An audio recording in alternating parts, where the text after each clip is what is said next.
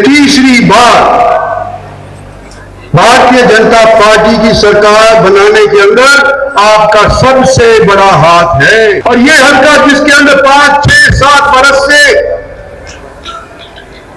मुख्यमंत्री के पैर नहीं रखे गए थे,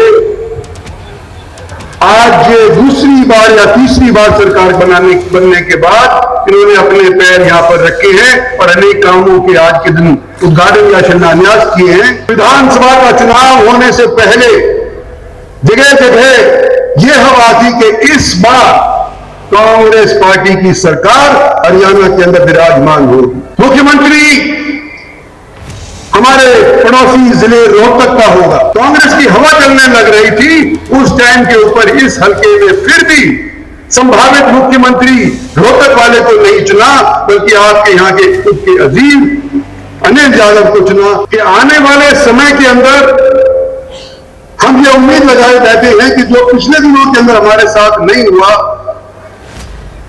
जो इमदाद हमारे को नहीं मिली, सो इमदाद मुख्यमंत्री जी इस बार आपके माध्यम से 5 वर्षों के अंदर पूरी करी जाएगी। राजनीतिक तौर के ऊपर हालांकि इसने अनेक सरकारें बनाई हैं, लेकिन इस हल्के के अंदर जितना तवज्जो और ध्यान सरकार की तरफ से मिलना चाहिए था वो शायद नहीं मिल पाया है। जो लोग सोचे थे कि कांग्रेस पार्टी आ रही है, कांग्रेस पार्टी आ रही है, कांग्रेस पार्टी का मुख्यमंत्री बनने जा रहा है, 10 साल और कांग्रेस का कोई हरियाणा के अंदर सरकार बनाने वाला आपको दिखाई नहीं होगा। आज सबसे पहले तो मैं आप लोगों का शुक्रिया अदा करने के लिए आया हूं कि तीसरी बार भारतीय जनता पार्टी की सरकार बनाने के अंदर आपका सबसे बड़ा हाथ है। कोटली हल्के का सबसे बड़ा हाथ है।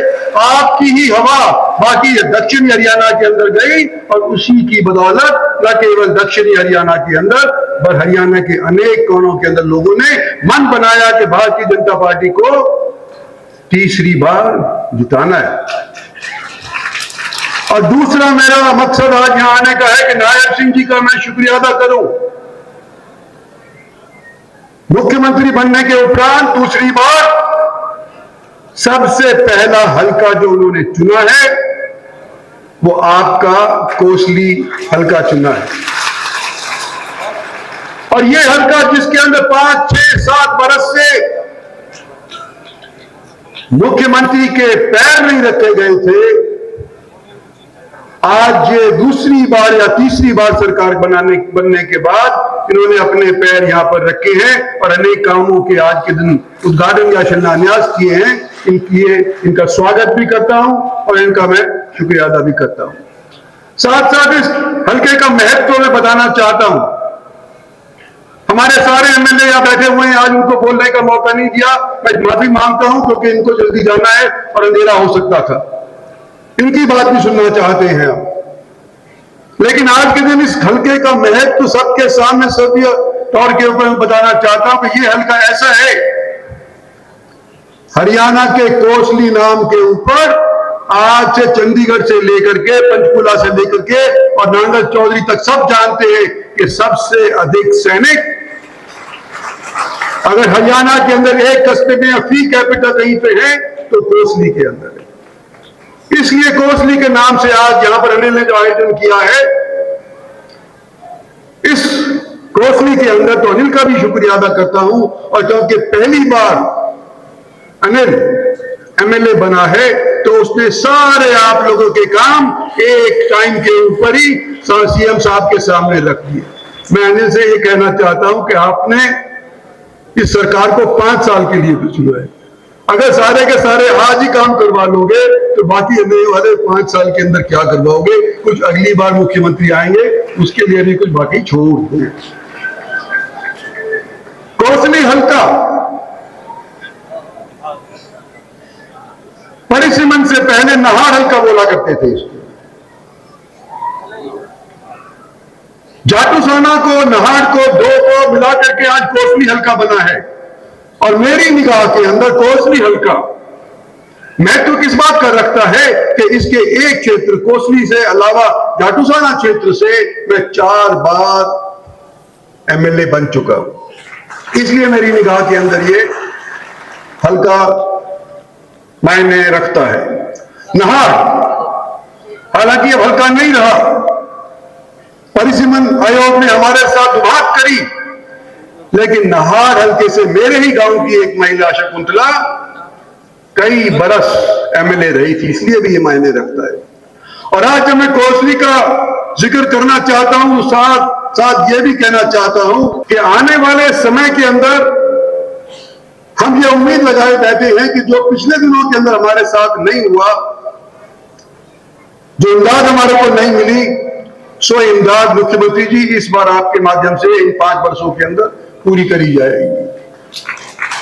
आप याद करो, कोई भी यहां पर बैठा हुआ है, कोई स्टेज के ऊपर बैठा हुआ है, पत्रकारगण यहां पर बैठे हुए हैं, सभी को मालूम है कि विधानसभा का चुनाव होने से पहले जगह जगह यह हवा थी कि इस बार कांग्रेस पार्टी की सरकार हरियाणा के अंदर विराजमान होगी।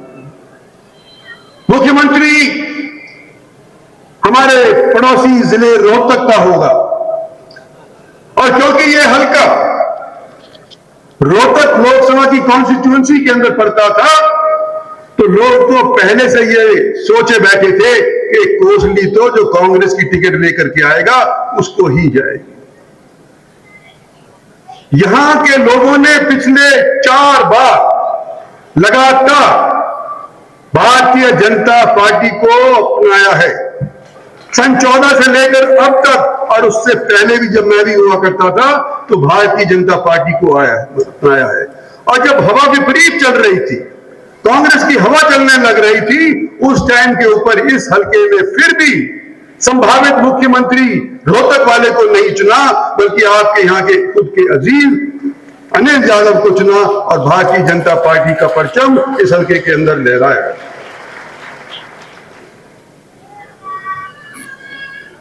साथियों, जब मैं ये कहता हूं तो मुझे ये उम्मीद होती है कि जब ये नए सीएम साहब आए और पहली बार आए हैं तो इनको इस हल्के को दत्तक हल्के के तौर के ऊपर अपना लेना चाहिए। दत्तक पुत्र होते हैं, दत्तक हल्के भी हो सकते हैं। आपका बल ध्यान, आप जीटी रोड से आए हैं, यमुना के किनारे हल्का पड़ता था पहले, आप तो वहां से आए हैं, ये सूखा हल्का रहा है। राजनीतिक तौर के ऊपर हालांकि इसने अनेक सरकारें बनाई हैं, लेकिन इस हल्के के अंदर जितना तवज्जो और ध्यान सरकार की तरफ से मिलना चाहिए था वो शायद नहीं मिल पाया है। मैं आखिर के अंदर एक ही चीज कहना चाहता हूं कि जब मैं यहां पर पहले आया था इलेक्शनों से पहले, अनिल ने अनेक चीजें कह दी, जो समस्याएं हैं तकरीबन सब कह दी, लेकिन जिस बात की उलझन आज के दिन इस कोसली के और भांकली के बीच में है, इसका जिक्र उसने नहीं किया। सब जगह आने वाले समय के अंदर अब जिला बनाएंगे, नई नई तहसील बनाएंगे, नई नई म्यूनिसिपैलिटीज बनाएंगे, लेकिन यहां पर हमने कोसली और भांकली के विवाद की वजह से ना मैंने ना अनिल ने इसका जिक्र नहीं किया, लेकिन मेरा मन नहीं माना। मैंने कहा करो, भांकली का कोसली का जिक्र करो, 2 बड़े गांव हैं इस क्षेत्र के। और मैंने आने से पहले, इलेक्शन होने से पहले एक सुझाव दिया था, और मैंने कहा था कि भांकली वालों 5 आदमी आप दो, और मैंने ये कहा था कि कोसली वाले 5 आदमी आप दो, और मैंने यूं भी कहा था कि जो हमारे बाकी हल्का पड़ता है हमारा कोसली का, 5 आदमी उससे भी ले लेंगे और सब मिलजुल करके बात करेंगे कि कोसली भांकली का किस तरह से ये विवाद मुकाया जाए। उस टाइम तो लोग मान गए थे, लेकिन आज के दिन हम सत्तासीन हैं, हम आज के दिन दोबारा उसी बात को कह रहे हैं, क्योंकि जो पहले किया था वो सिर्फ इलेक्शन के दौरान एक खामखा का भाषण नहीं था। आज भी कहना चाह रहा हूं कि इस विवाद को अगर मुका देंगे तो ये हल्का सबसे बढ़िया हल्का हरियाणा के अंदर बल करके निकल सकता है। मैं एक चीज अपने मुखालिफों को भी कहना चाहता हूं कि जो लोग यूं सोचे थे कि कांग्रेस पार्टी आ रही है, कांग्रेस पार्टी आ रही है, कांग्रेस पार्टी का मुख्यमंत्री बनने जा रहा है, 10 साल और कांग्रेस का कोई हरियाणा के अंदर सरकार बनाने वाला आपको दिखाई नहीं होगा। अगले 10 साल तक भारतीय जनता पार्टी की सरकार इस प्रदेश के अंदर बनेगी। और मोदी जी का कहना रहा है सबका साथ सबका विकास, चाहे वो मुसलमान हो, चाहे हिंदू हो, सिख हो या ईसाई हो। जब मोदी कहते हैं कि भाई सबका साथ सबका विकास, तो उनकी कैबिनेट के अंदर मंत्री होने के नाते मैं भी कहता हूं कि मुखालिफो, तुमने खूब जोर लगा लिया, इलेक्शन में जवान लगाने का तुम्हारा हक भी था, लेकिन 17,000 से कांग्रेस का कैंडिडेट यहां से हार गया।